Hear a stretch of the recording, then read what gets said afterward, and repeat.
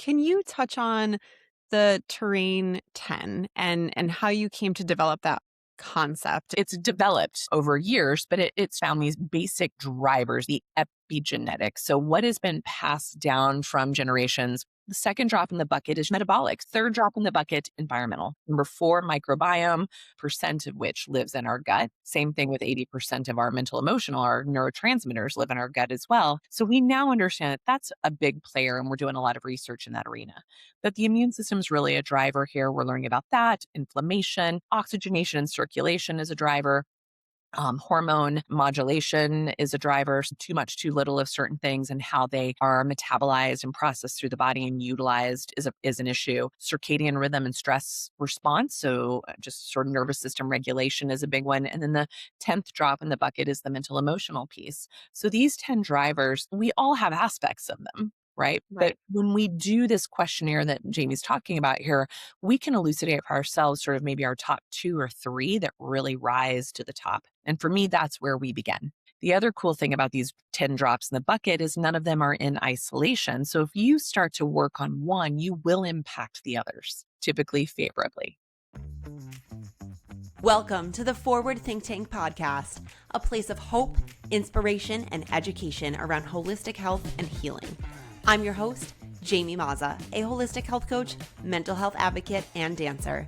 Join me as I share out-of-the-box conversations with integrative doctors, healers, and exceptional forward-thinking individuals thriving on the other side of their health challenges, as well as stories from my own personal healing journey. Thank you for tuning in. I'm so happy you're here.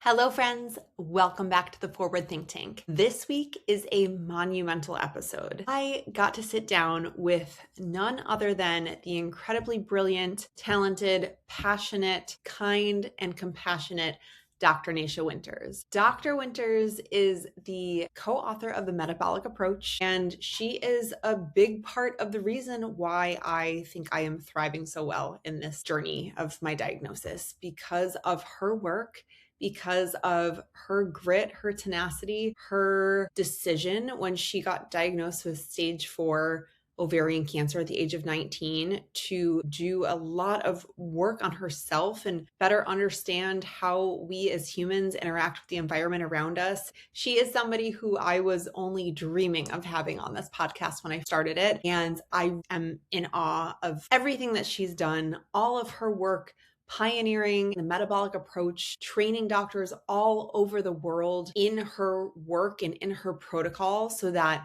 people can have access to integrative and metabolic oncology and help themselves heal. She is such a catalyst for what I feel has been resilience for me in this healing journey. And when I told Nick this morning that I was getting ready to interview her, he gave me a hug and he's like, tell her I said thank you. Tell her I said thank you for helping to save your life. Truly. I couldn't believe that she agreed to do this. As you'll see, she is a wonderful, down-to-earth, compassionate, kind-hearted soul. And I'm so grateful for the meaningful conversation that we had. I come up with a zillion questions I can ask all of these brilliant doctors that come onto the podcast. And I tapped a little bit into her personal journey. It's a really great episode for you to get an idea and an understanding of the foundation of how she established her protocol. And a big part of it was through her own personal journey of overcoming stage 4 ovarian cancer at the age of 19 when she was in medical school. So she takes us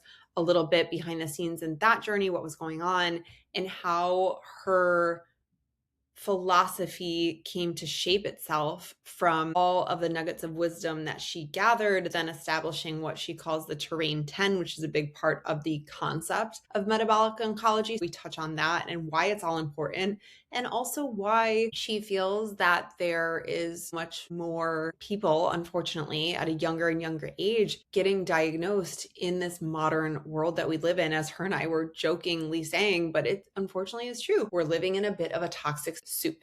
What ends up getting internalized and affected by an individual body is very different from person to person and even diagnosis to diagnosis.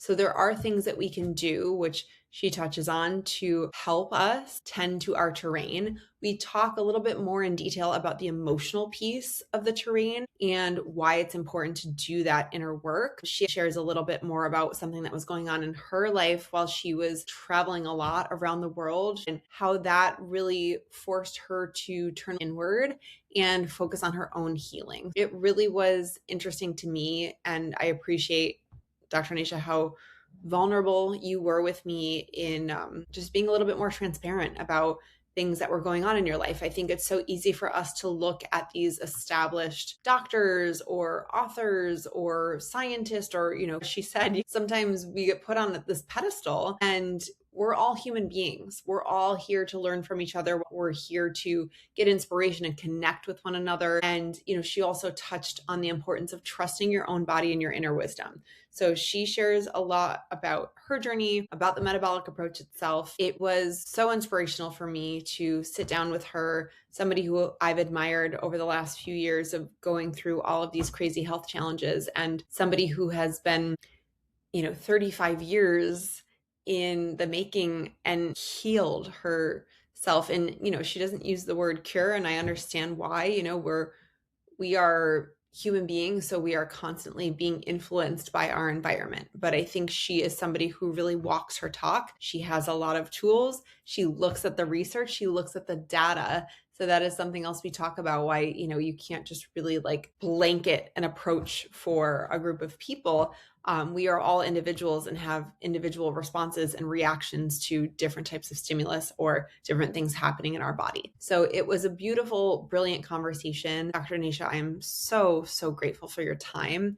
For anybody who is not familiar with this woman, Dr. Nasha Winters is a naturopathic doctor, an internationally recognized leader in metabolic and integrative oncology, and a pioneer of terrain-centered approaches to cancer and chronic illness. For more than 3 decades, she has advanced a system-based model of care that explores the interconnected biology of metabolism, immune resilience, inflammation, circadian rhythms, environment, and the lived realities that shape human health.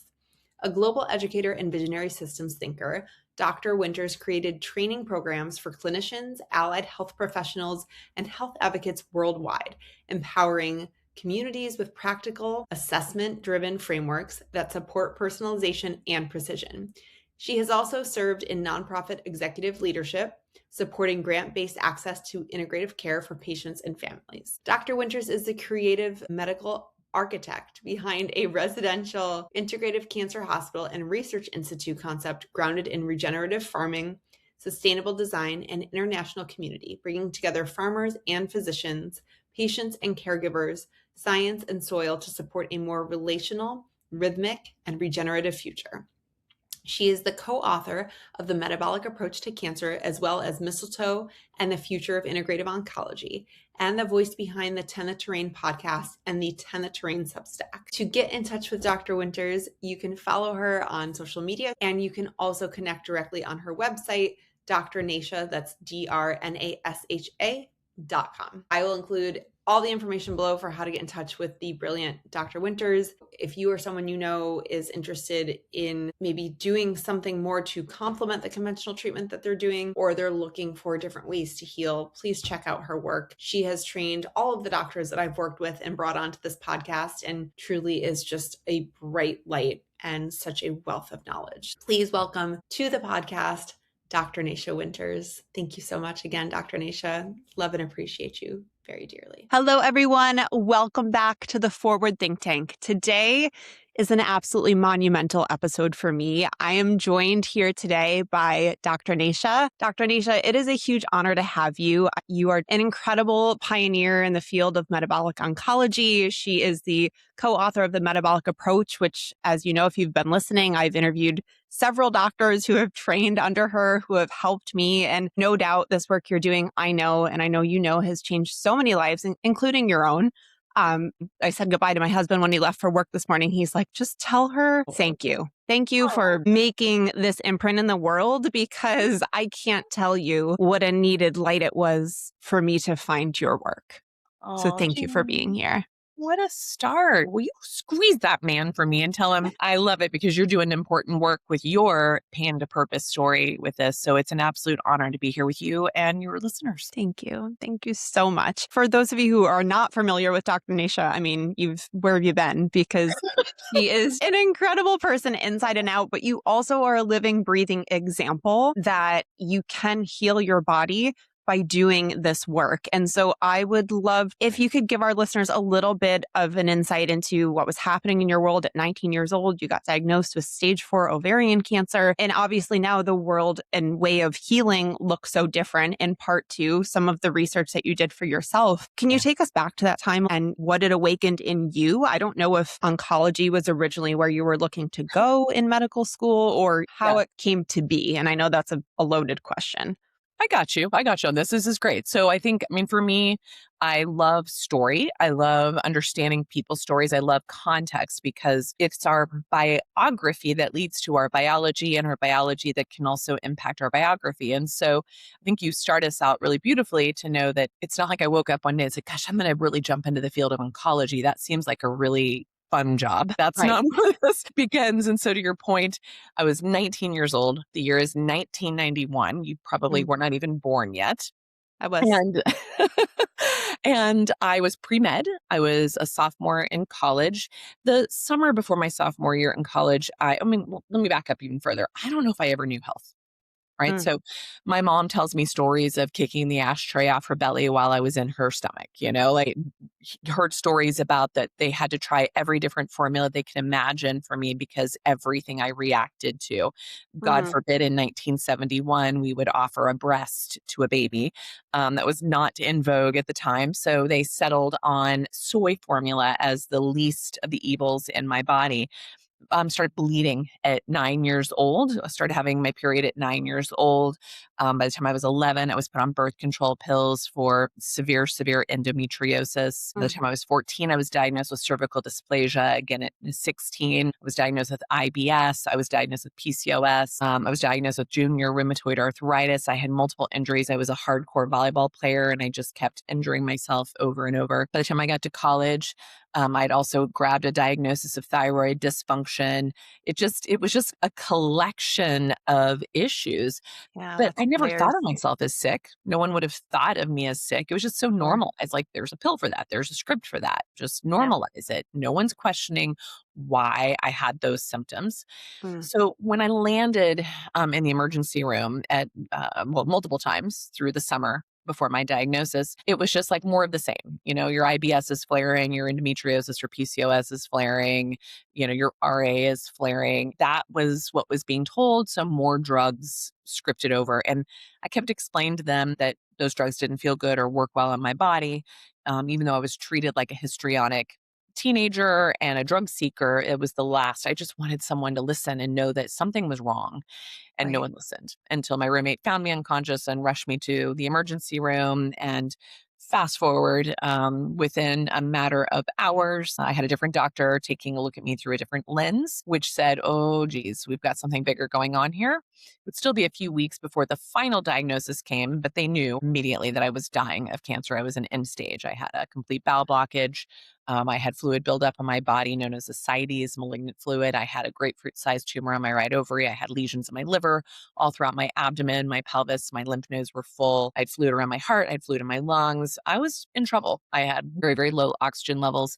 They told me I had 3 months to live with treatment. Now, as a doctor looking back, I was literally days away from dying. And so that was something really strange for me because it was 1991. You guys. So there was no Dr. Google. There was no Facebook groups. Right. There were no podcasts like this, Yeah. I was going it alone. And library.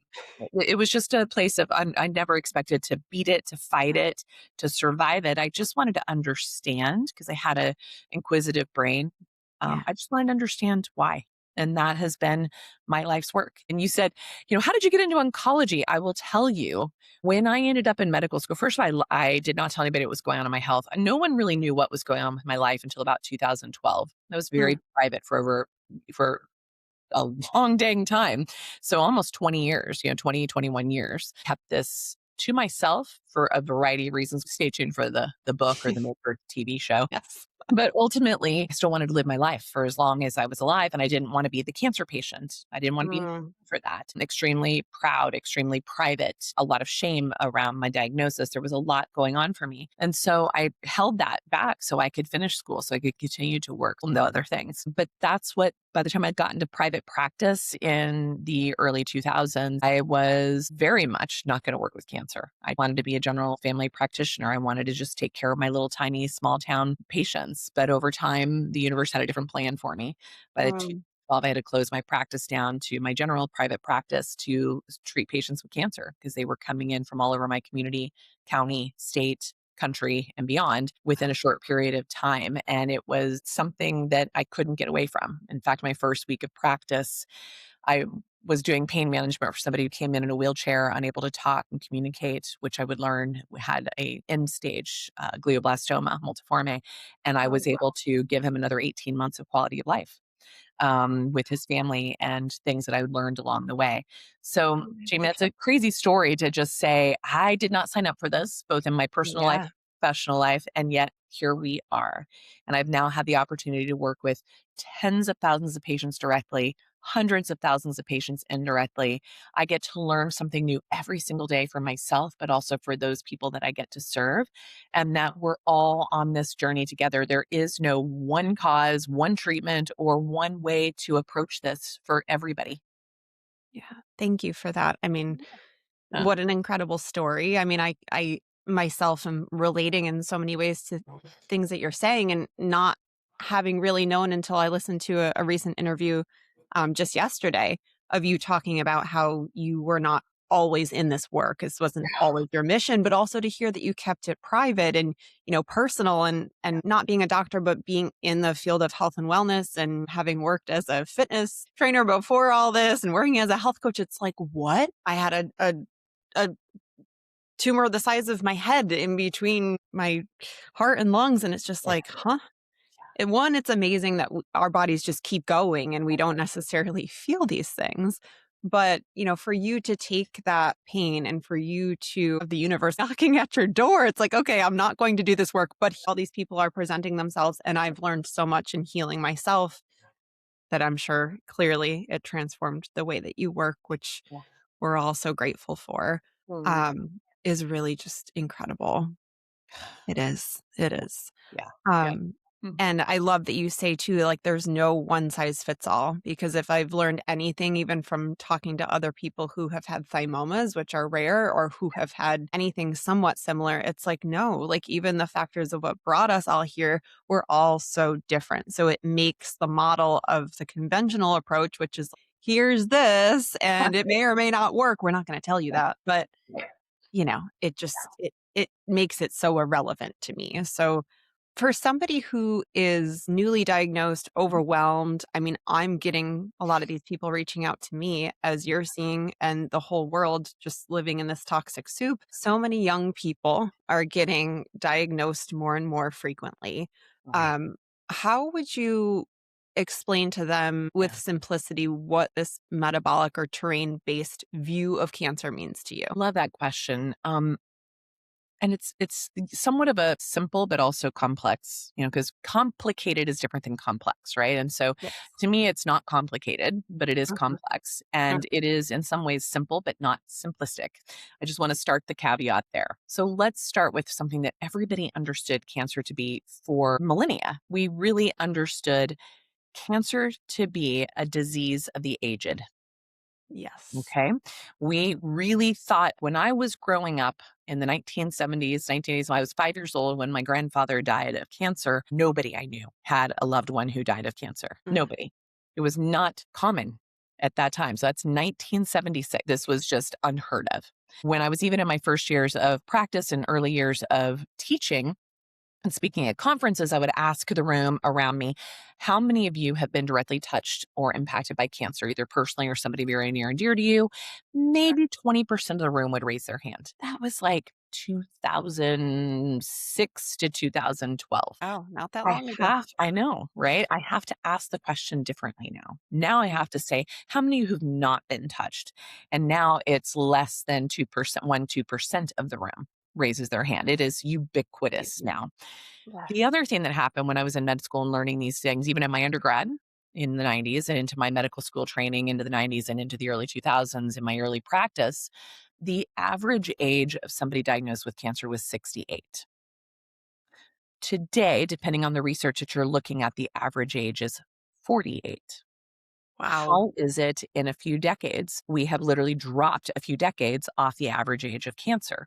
So Mhm. if we think about cancer of the aged, what defines our age? What is our chronological age versus our biological age? Yes. That's where things have changed in the last 150 years.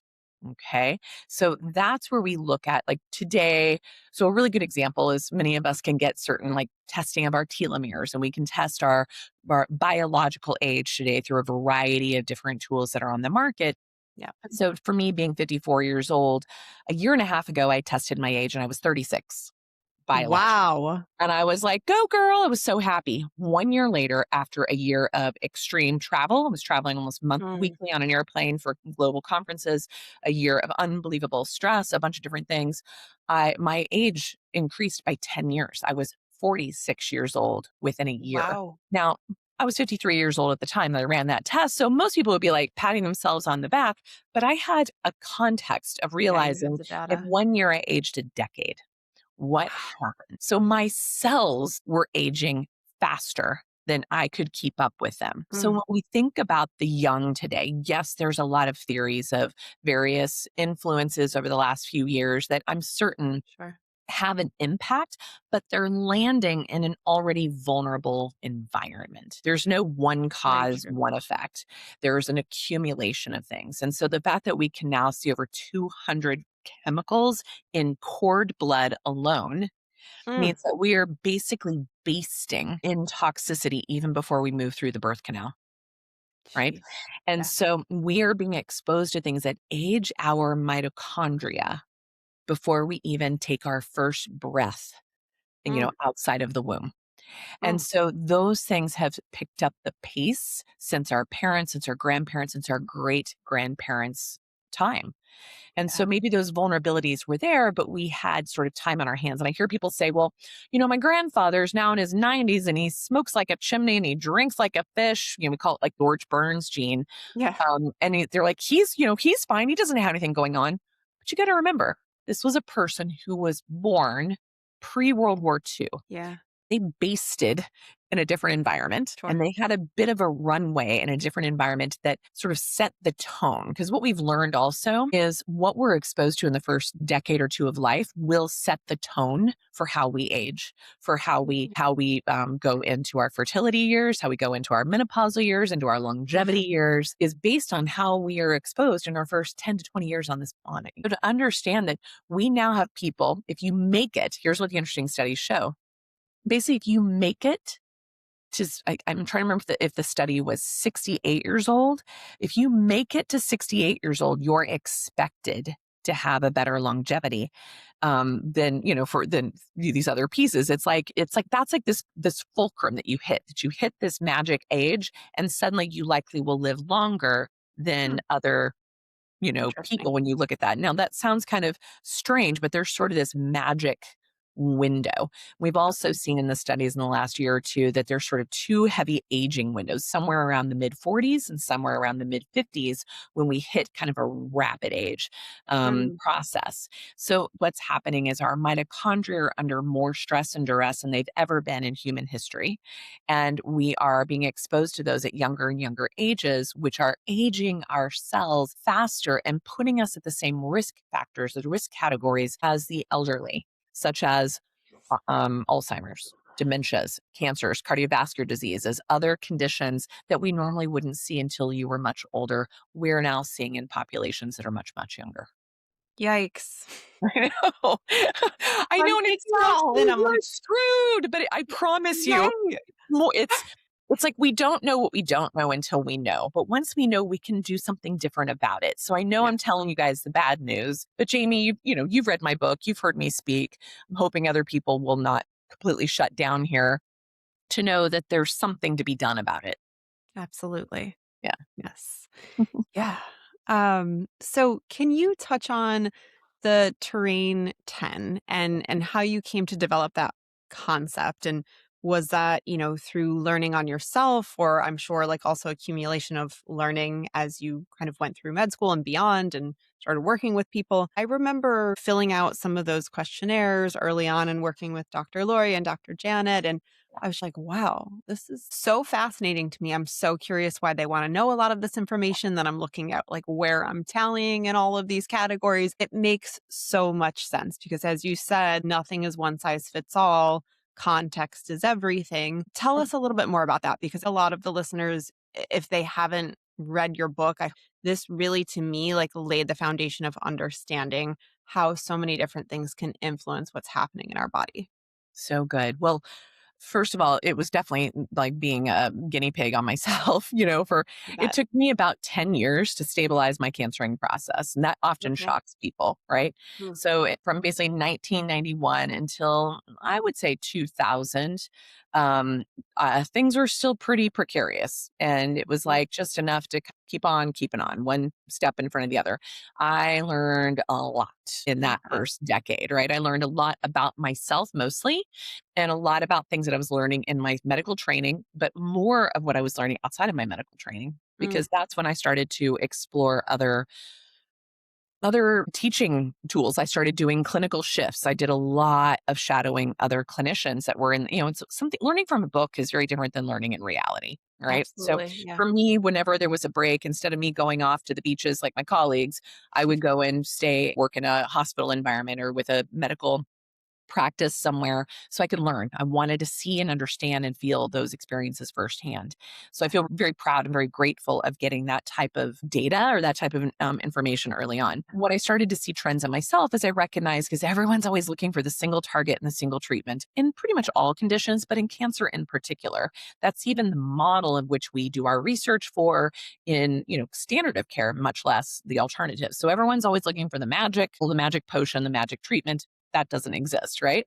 So Mhm. I wanted to understand for myself what were my key drivers. And that's where I started to understand my own patterns. But then I recognized, hey, the way I tick is different than how Jamie ticks or how Mhm. this other patient ticks. So let me start to find out what is the priority for each person. By about 2005, by the time I was a few years in a clinical practice, I had established this approach, not just for cancer, because again, remember, I didn't want to treat cancer. Right. So I realized that all of us have these drivers. So it's not just cancer centric. So I really want Mm. people to hear that. My husband goes crazy that the book was called The Metabolic Approach to Cancer. He's like, it should have been called The Metabolic Approach to Life or to health, Well, because it marketing. does exactly, it goes to all the things.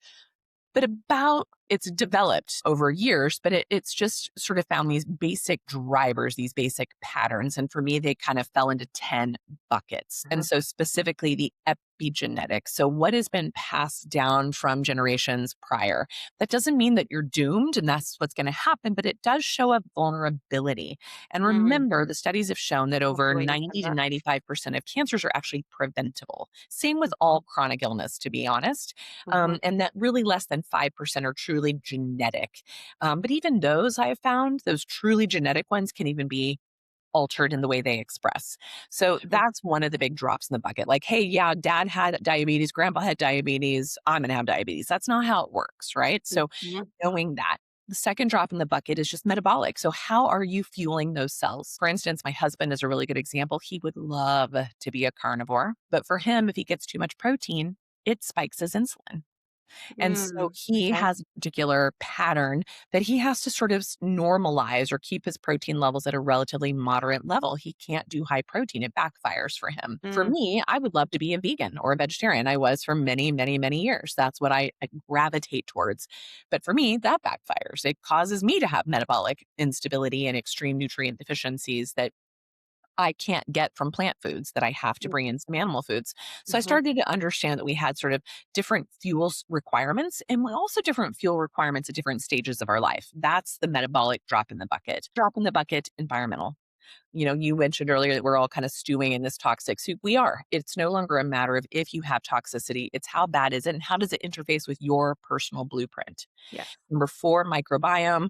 I mean, my gosh, unless you're living in Iraq, you would are hearing about microbiome everywhere. We understand that the way we respond to various drugs, the way we respond to disease prevention, the way we respond, even how we get our nutrition, such as B vitamins and vitamin K, vitamin D3, et cetera, are microbiome dependent. And so that's become a really big player. And that spills into the other drop in the bucket, which is the immune system.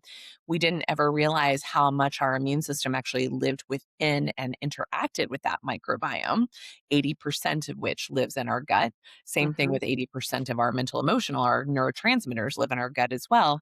So we now understand that that's a big player and we're doing a lot of research in that arena. But the Mm. immune system is really a driver here. We're learning about that, inflammation, oxygenation and circulation is a driver.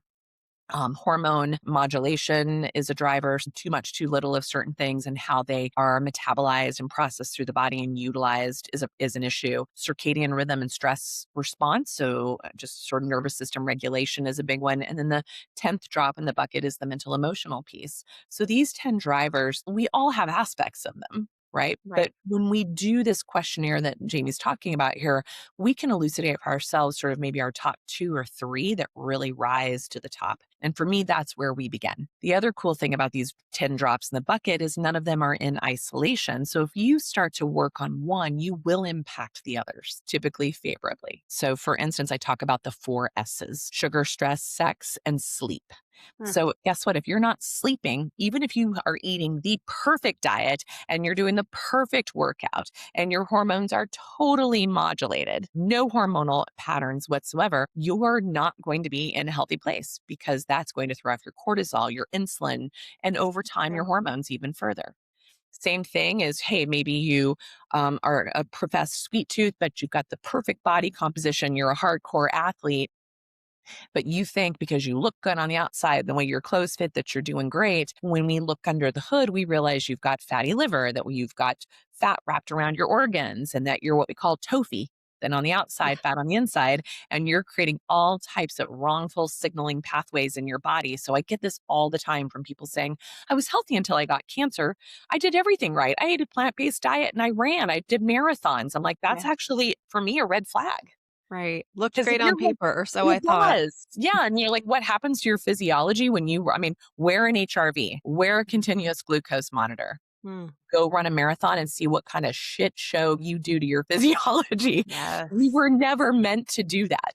Right. So excuse my harshness there, but I want to stop normalizing or celebrating excessive behaviors Mm. that we think are badges of honor or Yes. things to strive for or celebrate, but they are very hard on our chemistry. And so we want to think about how we chop wood and carry water in a more balanced way versus in ways that we really stress our physiology. And those are the things that I think we've learned so much about. Have you ever heard of, did any of your grandparents ever go to a gym? Yeah. Not that I'm aware of. I mean, maybe the younger generations today, but like I can't imagine. My family members were farmers and ranchers, and they were walking, they were living like little house on the prairie, literally. Grew up in Yes. Kansas. And, everyone was out there average of 4 or 5 hours a day, walking an average of 10 miles a day, physically chopping wood, carrying, shucking bales of hay, all the different things. You're not working out. Right. And you Right. could handle eating these big, massive amounts of food because you were putting out an enormous amount of energy, but Yeah. you were replenishing it. And it was food that you raised or that your neighbor raised. It wasn't Mm. wrapped in cellophane, shipped 1,000 miles away. So we have normalized the way we live on the planet today in such a way that if you question it, you get labeled a tinfoil hat wearer, a conspiracy theorist, an orthorexic.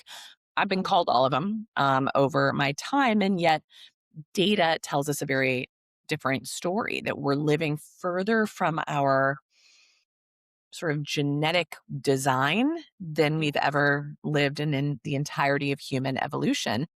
And not necessarily the word evolution from like evolution biology, but just how we evolve as humanity over time and changes. So a quick thing, Jamie, for your listeners, 11,000 years ago, we were all hunter-gatherers. Then we Mhm. put in some roots in the Fertile Crescent region of the world known as the Mediterranean. We call it the Fertile Crescent. That's when we first started doing Neolithic farming. That's also when we introduced a gene called human leukocyte antigen gene. That's the first time we ever saw things like vulnerabilities to things like viruses. That's the first time we ever saw autoimmunity, right? Mm. Because that came with that genetic transformation that strengthened other parts of us in Yeah. responding to that change, but also weakened others. And then we didn't have another big change until the Industrial Revolution in the early to mid 1800s, and then we started having later on trucking, transportation, refrigeration that started to change what we were exposed to. And suddenly you can have a papaya in Colorado in the dead of winter when things like that never existed before. And then the next big change happened after World War II. We had all this leftover ammunition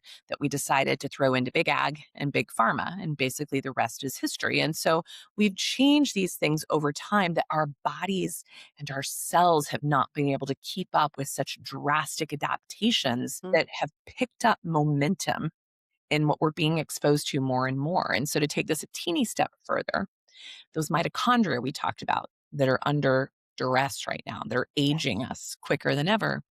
We co-evolved with these little buggers about 170,000 years ago. They were bacterium that we then integrated it within us.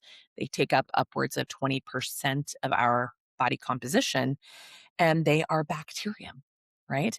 And the other cool thing about these little guys is mitochondria do three major jobs. Mm. They take in information, so they're the observers and the sort of Yeah. the sponge, the Mhm. receiver of everything in, on, and around them, including people, places, and things. Mm. They then translate, that's their second big job, the information. They make sense of it. They're like, I'm going to categorize this. What is this pattern all about? And then third, they do something about it. They signal, they communicate, they respond. And so that is what we're up against here, in that we have more input than ever. We have more jammed signaling, translation processes, because we have so many things that are overwhelming those little Mhm. mitochondria. And then we're sending out mixed signals, if you will, Yeah. mismatched information back into the environment. And so that has led to a lot of vulnerabilities in our personal ecosystem than we've ever been met with before. And so Sure. people like you and I, and the folks that I get to train over the years, and those that are kind of waking up to this in systems biology all over the globe, realize that they need our help. They've been our ally. We need to be their ally. Yeah. Thank you for laying that out so eloquently, and helping us all understand, because I'm constantly learning something every single day, every time I listen to a podcast or I, pull up social media, although sometimes that can be triggering. Um, Mhm. but you really, you laid the groundwork of understanding that.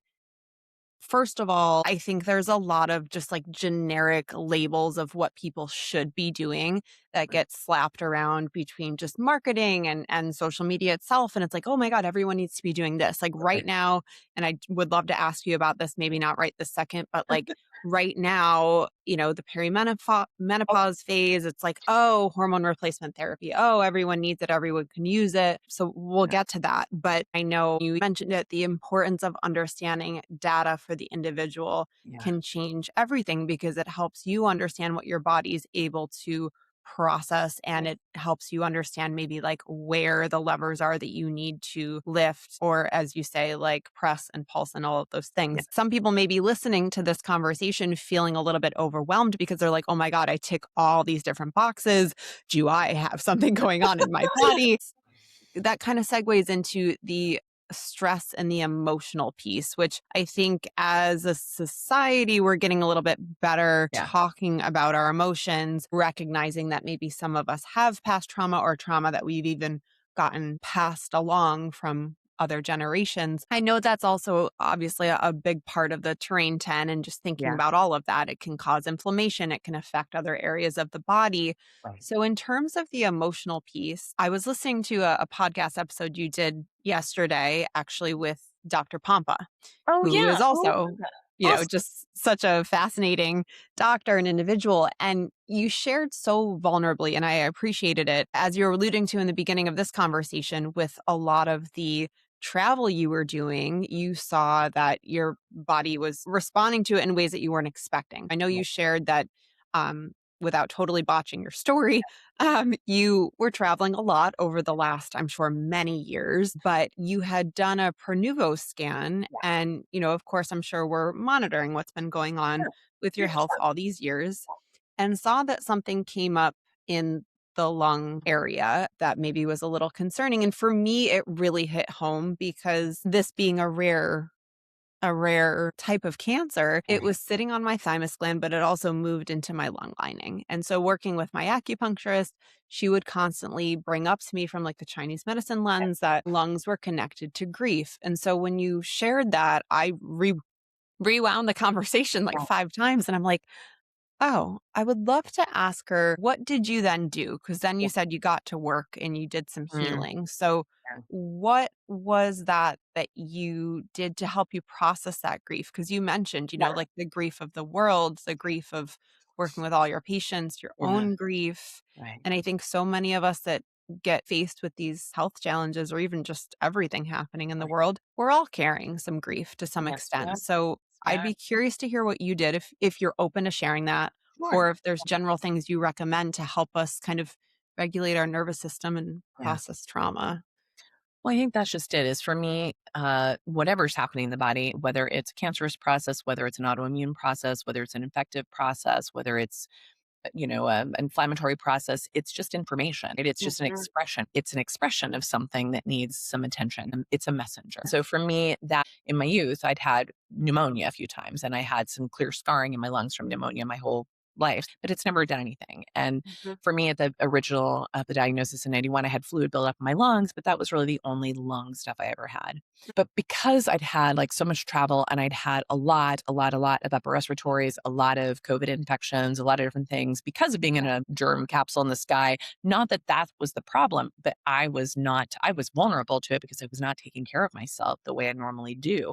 And even doing all the right things, taking care of myself, that is a really unnatural process to put yourself in a pressurized environment and a big tube of the sky of fake air, and travel with extreme exposures to DNA damaging ionizing radiation through multiple time zones. That's not good for anybody in any situation. And doing it once or twice a year is one thing, but doing it almost several times a month is a whole nother animal.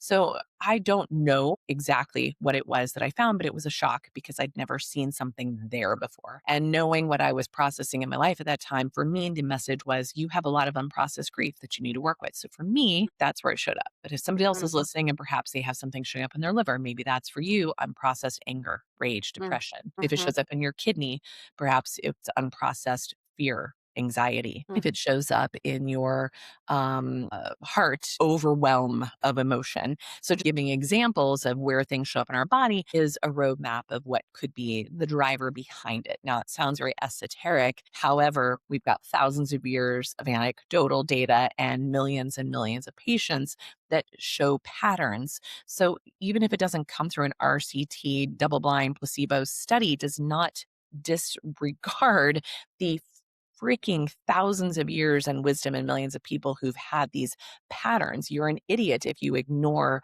the patterns that are coming out of these experiences. So that's what I had to do for myself. I could not ignore it. This wasn't like some particular deficiency I just take a pill for. I needed to really understand what it was about. I needed to do a deeper dive into what it actually was. Wasn't willing to do a biopsy or anything further than that. So I wanted to get to business on dealing with what I thought it was on the energetic and the emotional and the toxicant aspect of it, the infective aspect of it. So for me, that was a pile of things. And again, this was my journey. Of course. 100% my experience. I had the ability to work with a really famous healer in a faraway part of the world that was gifted to me, a gentleman who I didn't tell nobody knew what was going on with me. I didn't say a word to him. And he comes in and does like a full read on me and tells me exactly where this process is. He points exactly and draws a picture of it, exactly where it's showing up in my body. Way. It was a little disturbing because it was like an anatomical what I had already seen on imaging. And he Whoa. called it what it was. He told me what it was on the energetic emotional piece. And he did what I would call, and this sounds so weird, and I can't believe I'm saying this to potentially hundreds of thousands of people to ever hear someday, but I would call it like a psychic surgery, I Okay. guess. It was Fascinating. excruciating. It was incredibly emotionally painful. I don't think I've ever screamed and wailed like that in my entire life. And believe me, I've had some opportunities too. And it was just something that I also coughed up stuff that I can't even quite describe what came out of my body. Wow. That continued for days and days beyond that. And then and at that point I did get some sputum cultures and I learned some other things that were going on with my body, and I kept going after that. And then my labs, I kept going after. So basically for the next 18, 20 months, I was continuously checking test, assess, address, don't guess. I was checking sputum. I was re-imaging. I was doing labs. I was making sure that what I was doing was making a difference, because if it wasn't, I would have changed gears. I wasn't acting from a Pollyanna, I'm going to wish it away or pray it away place. That wasn't what was happening. I wanted to understand it. I wanted to keep exploring it. And I wanted to keep clearing my body of it. I did not need to stay there. It was got the message loud and clear. Yeah. And I was doing all the things to deal with that. Right. And so as far as like I'm getting a follow-up imaging here coming up in the next 2 months. I also have another set of labs, but I do this, like I've been doing labs, like watching what was going on with my labs for years. They've not budged. They've been better than ever. So for me to see a blip on the screen is something different for me. So I know my body well. I know how it tracks in labs. I know how it tracks in imaging. I know how it tracks in just how I'm feeling.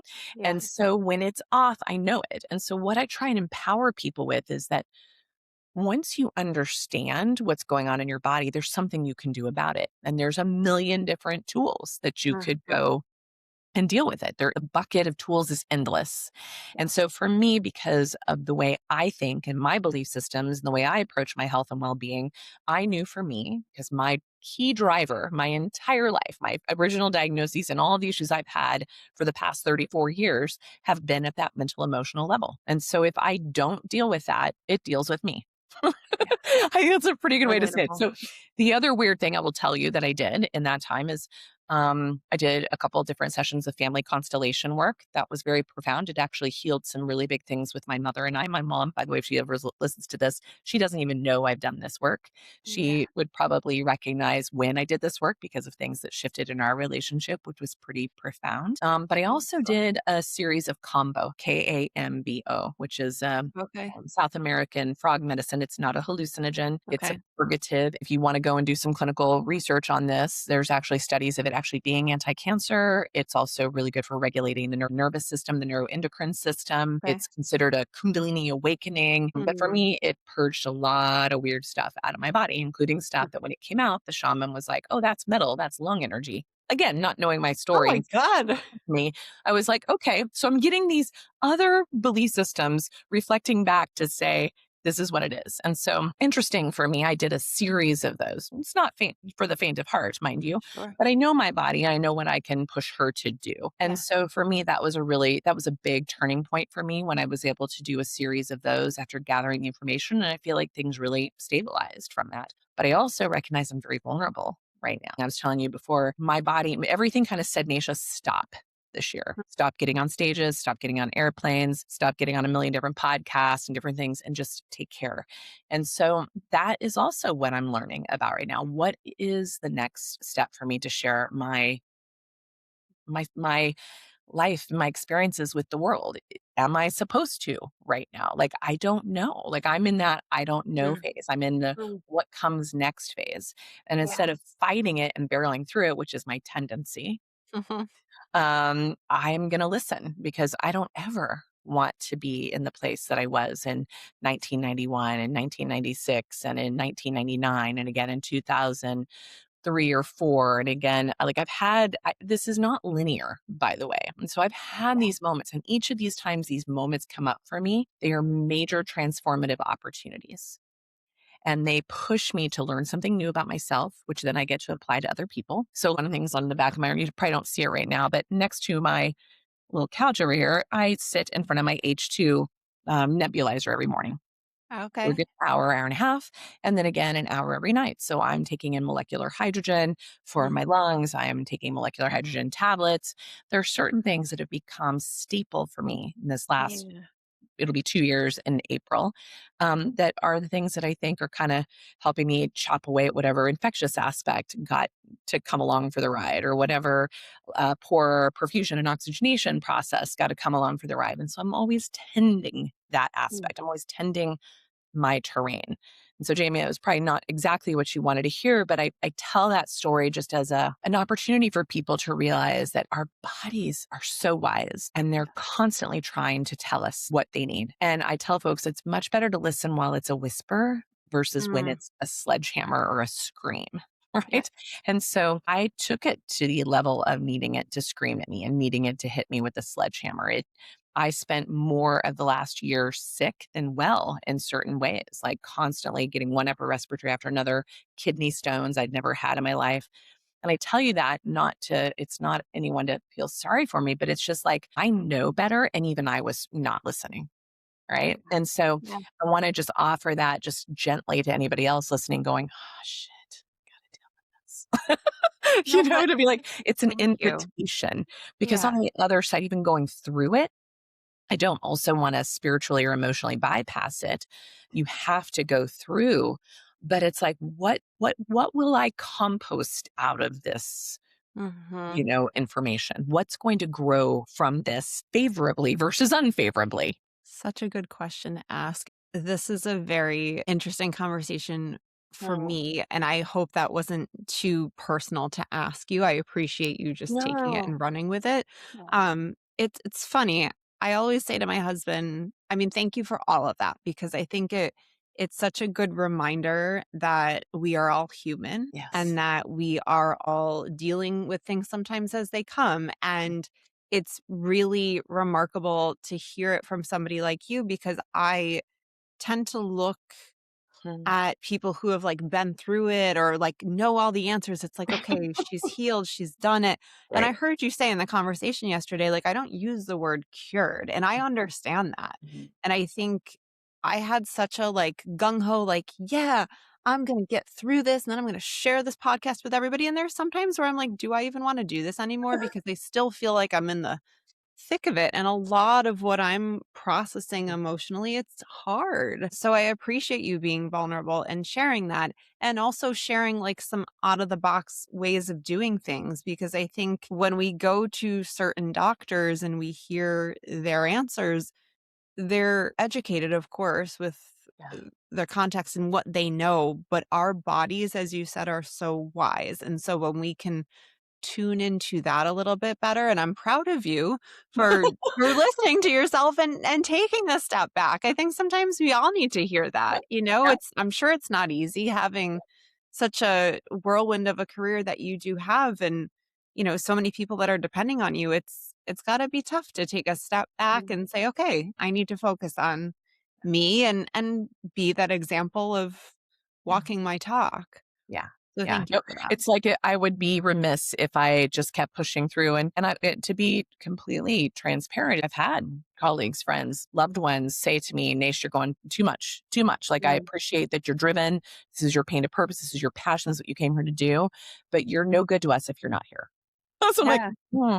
And, I got to say, I'm going to give a shout out to my friend, Dr. Mindy Pels, who went through a similar process Mhm. last year with her own health and life and transition. And it's almost like I'm watching her going when she went deep into her cave of quietude. And now she's like in her biggest energetic expression yet. She motivates me so much because she was so willing to be vulnerable and so willing to be very out there about it. And then was so defiant about protection of her space and really letting herself fall apart and be who she needed to be to actually come out bigger, stronger than ever. I am so inspired by her and so many women and Yeah. stories like that that are giving me the courage to be whatever I'm supposed to be in this moment. And also what happens, and we're seeing this process happen globally. My hope is that people stop also putting people on pedestals. You deserve to be up on a pedestal just as much as me or anybody else. Like you mentioned, we all are in our journey and our process, and we're all relating and bumping off of and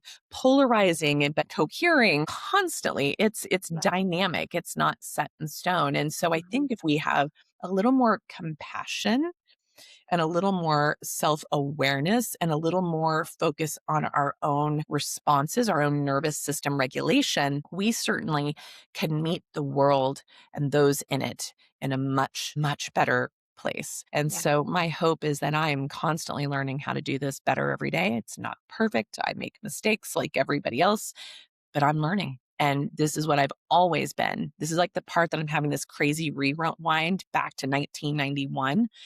I did not know anything then. Mm. And yet, in some ways, I was more successful than now of me knowing everything, quote Mm. unquote, everything, all the Yeah. things that I do Yeah. know. It's almost like the distraction of overwhelm of information when really it's all inside. So, what I had to Mm. depend on back in 1991, especially those first few years when it was so touch and go, was nothing outside of me. Jamie, not a single thing Yeah. outside of me. It was all within. And what this process in these last 2 years have reminded me is it's always within. Such a great reminder. Great reminder. I mean, I had a question in here and I feel like this conversation we just had like kind of lent itself to that. I'm like, Mm. I'm so curious to know how she protects her own peace in all of this Mhm. because it's hard sometimes being I know for me, like always I'm like, I don't always want to talk about cancer on this podcast. And as you said, you protected yourself, like you kept that private for a long time and then it became your life's work. And so yeah, I mean, just thank you for all of that. I think our bodies are so wise. I have some pressing questions that I know we can easily go into like a 30-minute conversation on, but I would also just love to give you a little bit of time to talk about Mm. what's coming up for you. What is coming up? What are you excited about? What is next Oh. in metabolic oncology or, beyond? Well, I think one of the things that's so exciting for me is for literally decades, and I'm not exaggerating, I was literally alone Mm. in this place. When I would try and speak to this, it was like my head got chopped off faster than I could. I was the loon, I was out there. But what's changed in the last 6 years now is that there are now hundreds of colleagues around the globe who are now the amplifier of this information, who now have been trained through this approach and can bring their own wisdom and their own story and their own experience and their own patient environment to the mix, to the table, to evolve this, Mm. to carry it out. That it's not on my shoulders alone. Right. Or a handful of my colleagues' shoulders alone. There's so many more of us now that this conversation, there is literally an entire field now known as metabolic oncology. Integrative oncology Incredible. now has its time in the sun. We are at the table now with our standard of care colleagues, and we are training them as much as they are leaning on us to know that they have limitations in what they offer, that we can do this together. I did not expect to see that in my lifetime, Jamie. And I feel like it's like there's enough momentum now that I can step off that stage and say, okay, Mm. guys, you have at it. Yeah. What does the next 30 years look like?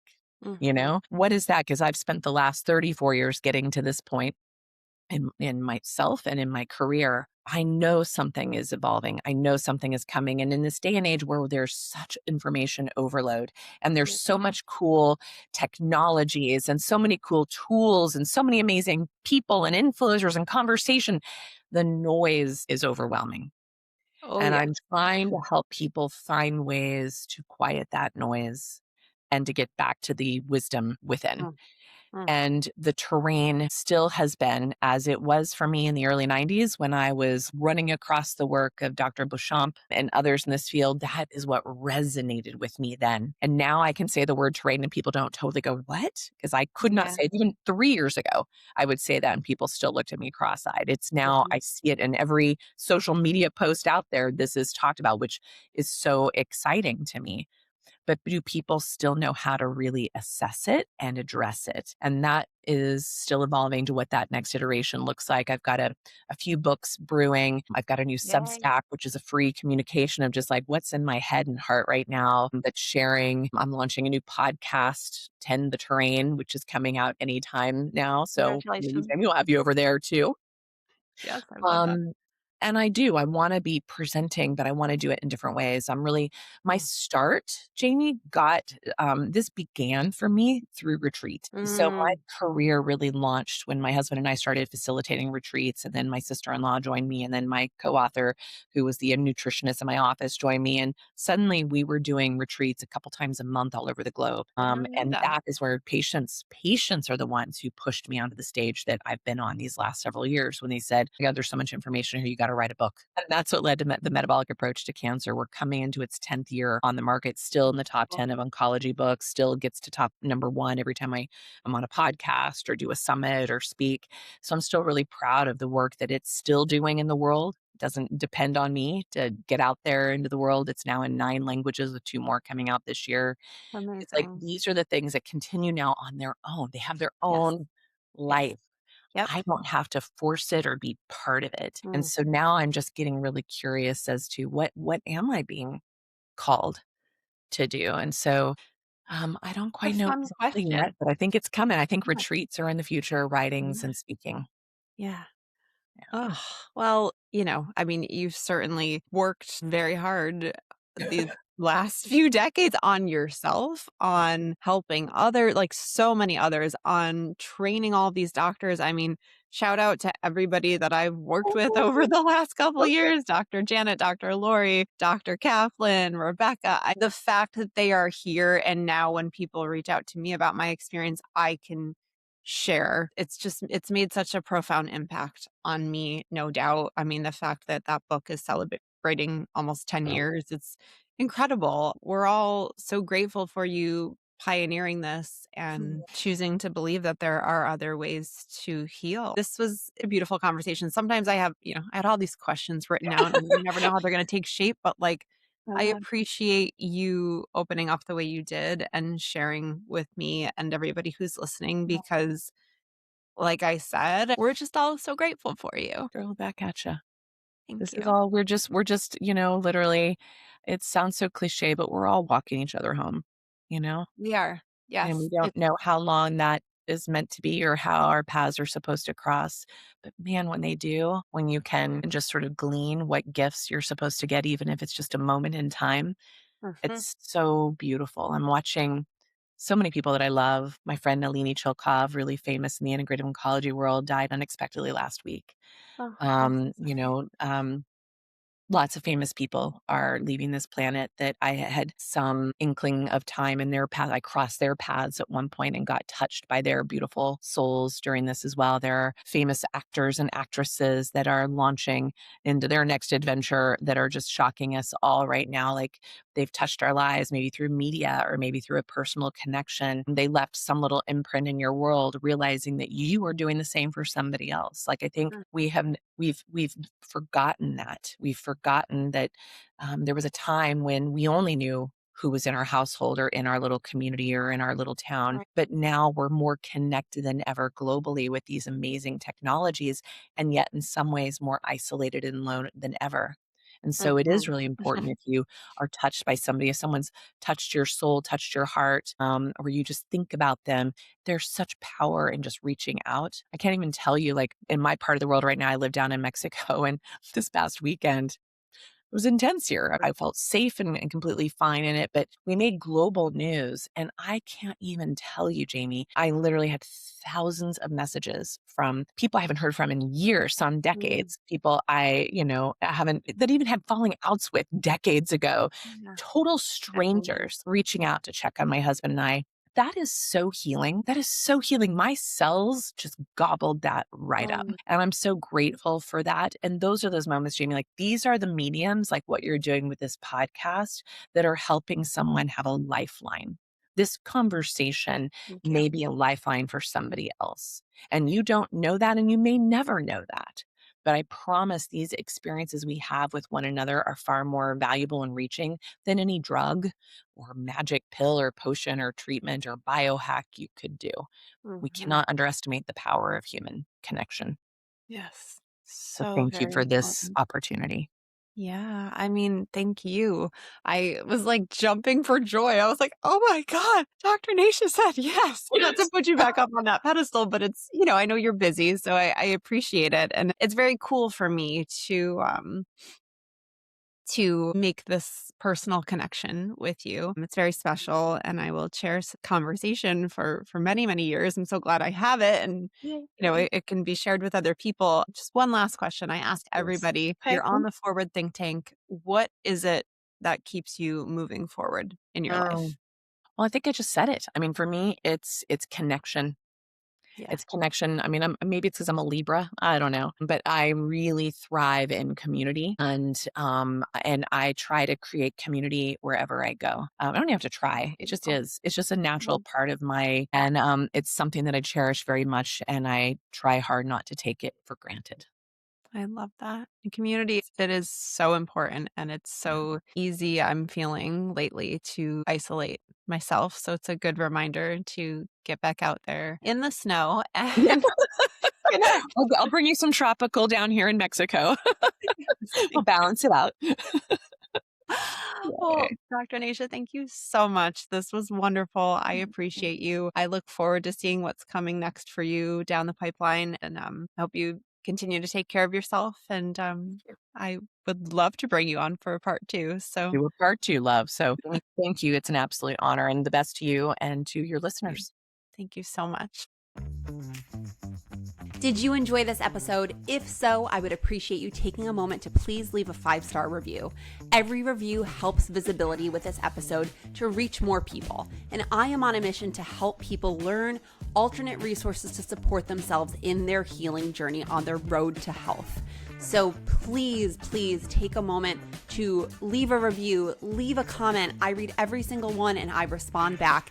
And of course, the most helpful thing you can do is to share this episode. If you found it helpful, if you found it entertaining, please share it on social media, send it to a friend, a loved one, someone you think could find this helpful. It means the absolute world to me.